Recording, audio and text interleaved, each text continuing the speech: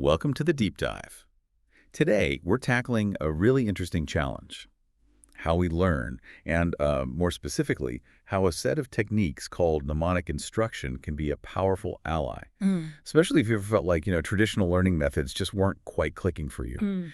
We know you're here because you're looking for effective ways to truly understand and remember information without feeling overwhelmed by, like, endless repetition. And that's exactly what we're going to unpack. Exactly. In this deep dive, we're drawing on a really rich body of academic research, mostly from educational psychology and special education. Right. Our goal here is to extract the core insights about these mnemonic strategies and how they can make learning feel more meaningful, more accessible.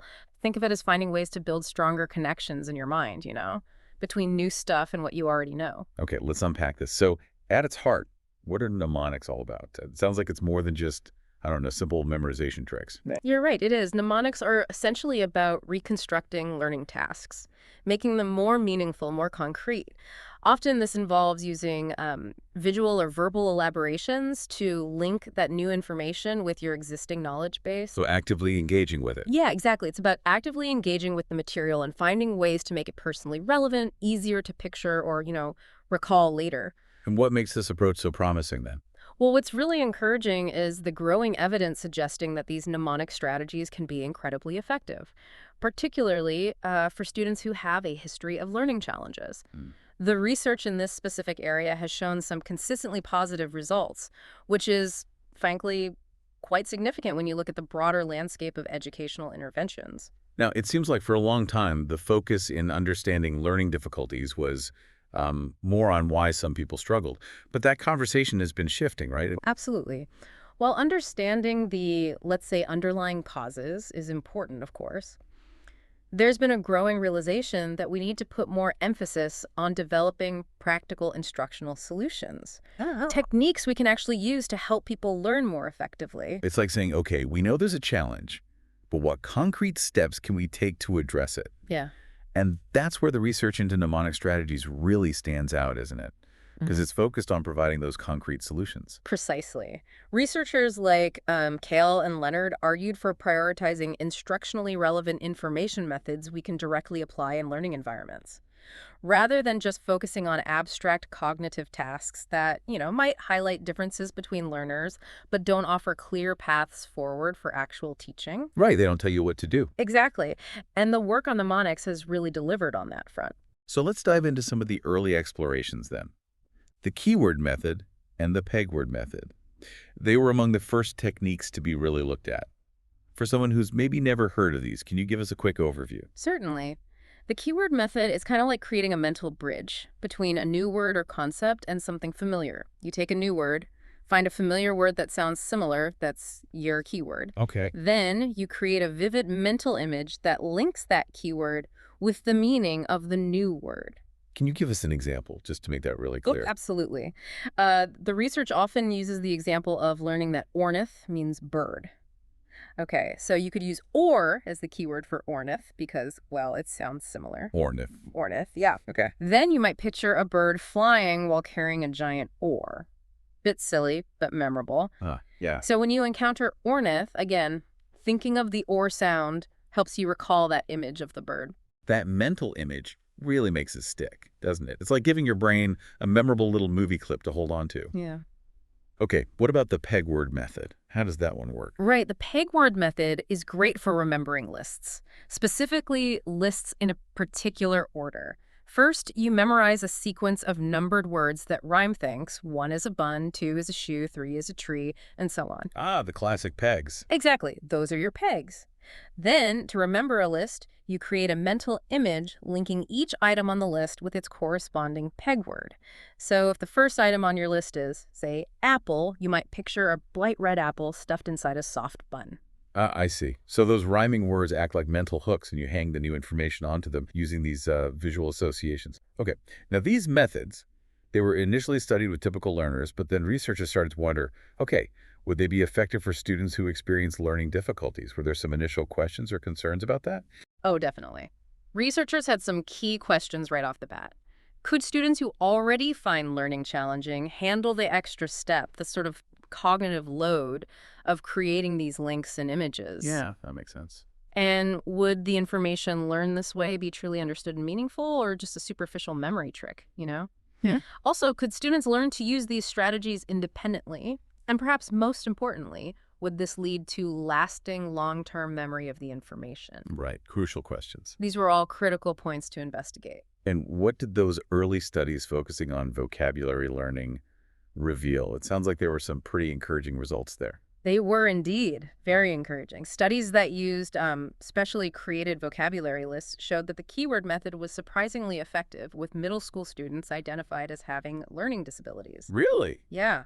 In several experiments, students who were taught using mnemonic strategies significantly outperformed those who were taught using more traditional drill and practice methods, direct instruction with lots of repetition.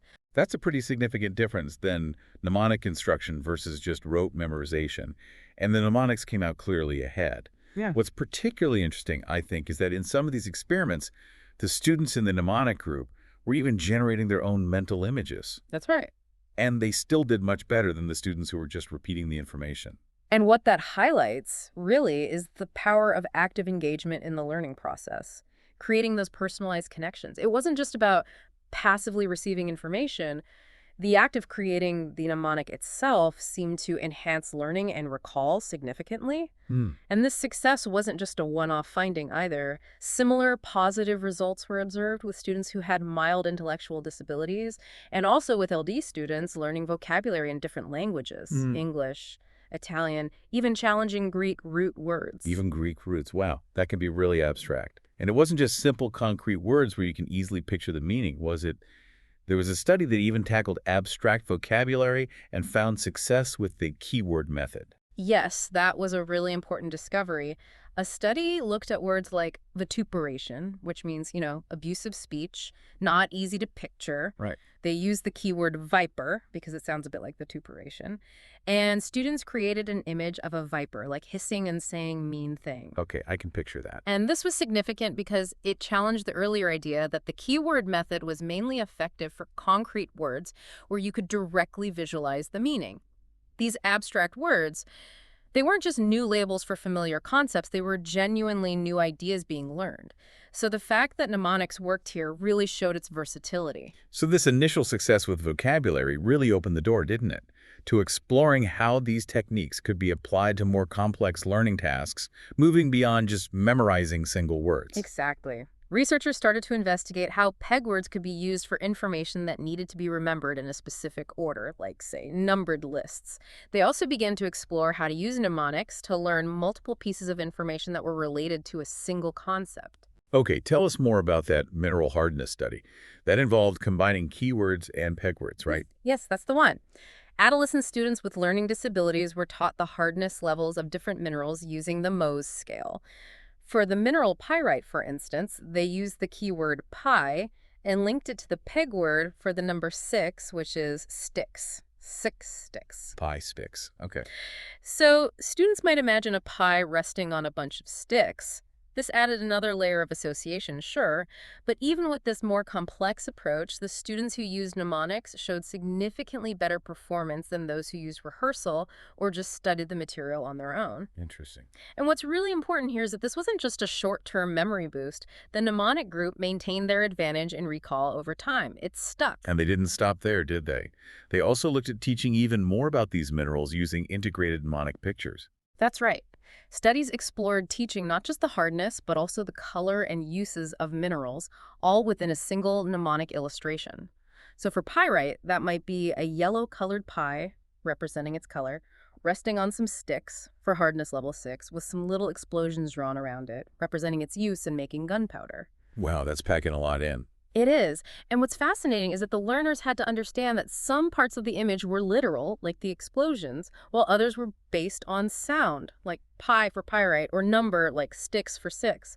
Despite this level of complexity, mnemonic instructions still proved to be the most effective method. It's incredible how these different ways of representing information, literal pictures, sound-based keywords, numerical pegs, can all be combined into a single image to create such powerful memory aids. And they even looked at using symbolized dichotomies, right, where abstract concepts like hard-soft or light-dark were represented by specific images. Exactly. For example, hardness might be symbolized by a picture of a rock, hard, versus a feather, soft, and color by, say, a light bulb, light, versus a shaded area, dark. For pyro, using this system, you might have a picture of a rock touching a yellow pie in a factory setting, representing its hardness, color, and industrial use. Okay. Again, the results consistently showed that students using these symbolic mnemonic pictures remembered significantly more information than those in traditional learning conditions. All these studies in controlled environments, they're really promising. Yeah. But for someone listening who's thinking about their own learning, or maybe the learning of others, the big question is, how well does this actually translate to real-world classroom situations, Hmm. with actual curriculum materials? That's a crucial point, absolutely. Mm. And the research did move beyond those single sessions with specially created lists. They wanted to see how mnemonic construction could be implemented over multiple days in actual classroom settings using the kind of material students encounter every day, like in that study on prehistoric reptiles. Right, right. And how did that go? It involved using different mnemonic techniques across different lessons, as I recall. Exactly right. In one lesson, they focused on using root words as mnemonics to help students understand the often complex names of the reptiles. In another, they taught multiple characteristics using symbolic colors and settings to represent different features and time periods. Okay. And in a third lesson, they used peg words to help students remember the order of different theories about why the dinosaurs went extinct. Across the board, the students who received mnemonic instruction significantly outperformed those who were in an experimenter-led drill and practice group. This was true across all the lessons. Wow. And importantly, they also did better on a cumulative recall test given at the end of the unit. And there was no evidence that students were getting confused by the different types of mnemonics being used in different lessons. They handled the variety. That's really encouraging to hear that the effectiveness held up over multiple days and with different types of mnemonic strategies. It suggests that this isn't just, a one-trick pony, but something that could potentially be integrated into regular classroom teaching. And then there's the question of empowering students to learn independently. Could they use these mnemonic strategies when they're reading on their own? Yes, that was the next logical step. This led to investigations where mnemonic pictures were actually embedded within the written text. Students with learning disabilities were asked to read these passages and use the pictures independently. Yeah. The findings were quite remarkable, actually. The students who had the mnemonic materials scored much higher on tests of recall, even a week later, compared to students who had passages with just regular illustrations or no illustrations at all. They were even better at making inferences about the text based on what they'd read. That's a really interesting point because it sort of counters some earlier ideas that illustrations might actually be distracting or hinder comprehension for students with learning difficulties. It seems the type of illustration, specifically one designed using these mnemonic principles, makes all the difference. Precisely. It's about how the illustration is designed to support memory and understanding. And this success with embedding mnemonics in text then led to even more direct adaptation of existing curriculum materials. Researchers started taking things like, say, U.S. history textbooks and specifically designing mnemonic strategies to align with the content. This is where the concept of reconstructive elaborations really comes into play. Reconstructive elaborations. That sounds like a key idea. Can you explain what that involves in a bit more detail? Sure, it's basically a systematic process. All the information in the learning material is carefully analyzed to see how meaningful and concrete it is for the learner. The goal then is to reconstruct that information in a way that makes it more meaningful, easier to visualize, and ultimately easier to remember. The researchers identified three main types of reconstructions they used pretty consistently. Okay, let's hear about those. What are the different ways they went about reconstructing the information? Okay, first, there are what they called acoustic reconstructions. This is essentially the keyword method we talked about earlier. Right. It's used for information that might not have inherent meaning for the learner, like unfamiliar names, new vocabulary words, maybe foreign terms. You find a familiar word that sounds similar to the new information, the keyword, and then create a mental image linking that keyword to the meaning or the context. A classic example from the research is for the Zimmerman telegram incident in World War I. They used swimmerman as a keyword for Zimmerman Mermaid. Okay, here. and pictured a swimmer carrying a secret note towards Mexico. That makes perfect sense, using sound as a bridge to something more concrete and memorable. Okay, what's the second type of reconstruction? The second type is symbolic reconstructions. This is for information that might already have some meaning but is abstract and not easy to picture directly. Things like concepts, policies, historical movements. You use a symbol a concrete image to represent that abstract idea in a visual and memorable way. Gotcha. Like, For example, Uncle Sam was often used as a symbol to represent the concept of U.S. neutrality before World War I, something concrete standing in for the abstract idea.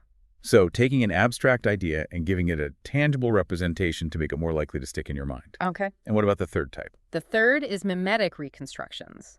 These are used for information that is already fairly concrete and familiar. In this case, the focus isn't on finding a keyword or symbol, but on visually depicting the specific association or relationship that needs to be learned, showing how two familiar things connect. Yeah. An example here is using a picture of 6 soldiers in muddy trenches to represent the unhealthy conditions of trench warfare during World War I. You're directly visualizing the concept you need to remember because the elements are already somewhat familiar. So for things that are already visual, you create a visual of the connection itself. That seems to cover different types of information pretty well. But what about learning lists of things, like, say, the countries involved in different alliances during the war? How did they handle that? Right, for learning lists, they often used a combination approach. First letter strategies, creating an acronym along with keywords. For example, to remember the Central Powers, Turkey, Austria, Hungary, Germany, they might use the keyword Central Park, easy to picture. And then within that image, picture children playing the game tag, with T, A, and G being the first letters of the countries. Central Park. Tag. Okay. Similarly, for the Allied powers, France, Italy, Russia, England, they might use the keyword Allied van, like a moving company van, and picture that van on fire with F, I, R, and E representing the countries. Allied Vanfire. That's really clever, layering these mnemonic strategies to handle different kinds of learning challenges within the same subject matter. Okay, so once these adapted materials were developed, the crucial step, obviously, was to see if they actually worked in real classrooms over an extended period. Absolutely. That's the real test. And several studies looked at implementing this reconstructive elaborations model in actual classroom settings. In one of the initial studies, a teacher used mnemonically adapted chapters on World War I and the Great Depression alongside chapters taught using her traditional methods. And the results? The results showed significantly higher scores on the chapter tests for the chapters taught using mnemonics, even improvements in the actual assigned grades for those chapters. And interestingly, the teacher also reported that she felt the mnemonic materials were much more appropriate and engaging for her students. That teacher feedback is important too. Very. And they followed that up with even more rigorous studies, didn't they? Using different classrooms and even switching the teaching methods between groups to really make sure the mnemonic instruction was what was making the difference, not just the teacher or the specific group. Yes, exactly. In one particularly well-designed study involving 4 classrooms for students with learning disabilities, they strategically switched which chapters were taught using mnemonic methods in each class, a counterbalanced design. Across the board, students scored significantly higher on the chapter test when they had been taught using mnemonics. Consistently higher. Consistently. And what's even more impressive, perhaps, is that this advantage was maintained on a test of recall given 8 weeks later. It wasn't just cramming for the test. Wow, 8 weeks is a good retention period. It is. And again, the teachers rated the mnemonic materials as more appropriate and reported increased student interest and motivation. And the students themselves echoed this. They said they enjoyed the lessons more and wished they could use mnemonics in other subjects as well. It sounds like the benefits weren't just about better test scores then, but also about increased student engagement and even teacher satisfaction, which is a huge plus in any classroom setting. And it wasn't just professionally developed materials that showed success, was it? I think you mentioned something about teacher-created ones. That's right. Even in a smaller study where a special education teacher who explicitly stated she didn't have any special artistic skills created her own simple mnemonic pictures for science concepts, they saw substantial and lasting improvements in student recall. That's really key. It is. It suggests that the core principles making information meaningful and visual can be applied effectively, even without extensive resources or professional design skills. It's more about the thinking behind the image than the artistic quality itself. So looking at the overall picture then, considering all this research we've discussed, what would you say is the general impact of mnemonic instruction for students with mild learning challenges? Well, the research consistently points to large and positive effects. When you look at the average results across many different studies, what researchers call effect sizes mnemonic instruction really stands out as one of the most effective interventions documented in special education. That's a strong statement. It is. but the data supports it. And what's also notable and really important is that the positive results seen in those controlled lab experiments generally hold up when these methods are used in real-world classroom settings over extended periods. That transfer to practice is crucial. That's a really compelling body of evidence. However, the researchers also pointed out some limitations, didn't they? Areas where more work needs to be done. Yes, absolutely. No intervention is perfect, and it's important to acknowledge the challenges. One significant limitation is the time and effort that can be required to develop really effective mnemonic materials. Yeah, I can imagine. While the benefits seem significant, the process of analyzing the content, identifying keywords or symbols, creating those reconstructions and illustrations, it can be quite involved, especially initially. Another major challenge is the issue of what's called independent transfer.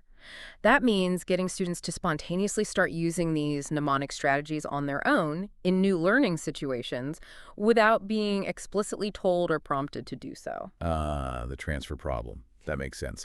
Just because someone learns well when mnemonics are provided doesn't automatically mean they'll know how to create their own for new material they encounter later. Exactly. The research did touch on some initial attempts to teach teachers and students how to generate their own mnemonic strategies, right?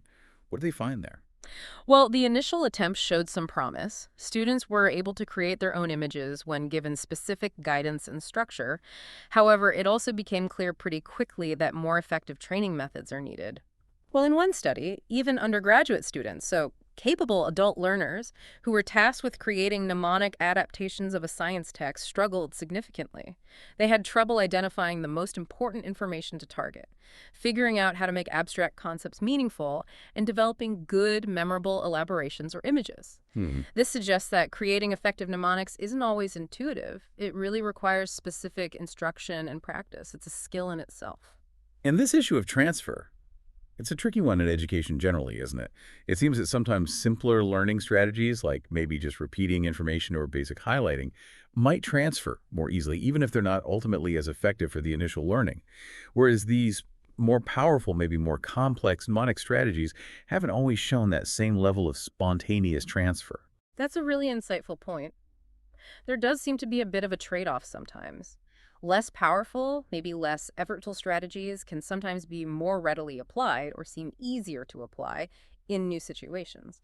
However, the researchers involved in this mnemonic work argue quite strongly, I think, that even if students don't always spontaneously transfer these complex mnemonic strategies later on, the significant amount of important knowledge they acquire through mnemonic instruction is still incredibly valuable from an educational standpoint. Right. Learning the actual content matters. Exactly. They emphasize that mnemonic instruction isn't just about teaching thinking techniques in isolation. Mhm. It's fundamentally about facilitating the actual learning and understanding of important curriculum content. So while getting students to independently generate and apply complex mnemonic strategies across all subjects is maybe a longer-term goal that needs more research, the immediate benefits of using well-designed mnemonic materials seem clear and substantial based on this evidence. And the researchers did have some ideas about how to potentially improve that transfer aspect in the future, didn't they? Yes, they did offer some potential directions. They suggested that perhaps simplifying the mnemonic strategies themselves where possible and providing more intensive and extended training in how to generate and apply them could potentially lead to better transfer down the line. More practice, maybe more focused training. Right. They also highlighted the fundamental importance of making information meaningful for better memory, even if elaborate, image-based mnemonics aren't always necessary or feasible.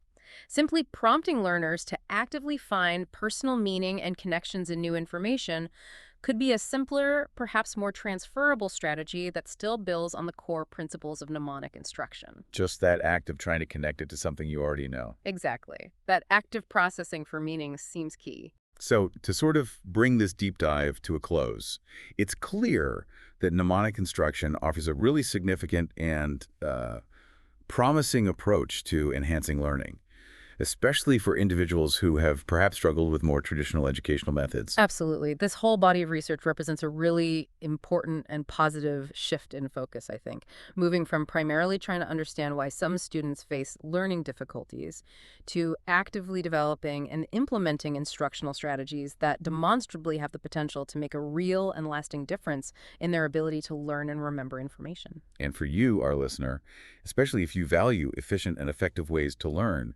It's just a powerful reminder, isn't it, of the fundamental importance of making information meaningful and concrete, finding those hooks. It really is. And this raises a really important question, I think, for you to maybe mull over after this. How might you take these core ideas making information more meaningful, more visual, more connected, and apply them to your own learning? Or even when you're trying to explain complex topics to others. It's really about tapping into those fundamental principles of how our brains seem best equipped to remember and understand the world around us.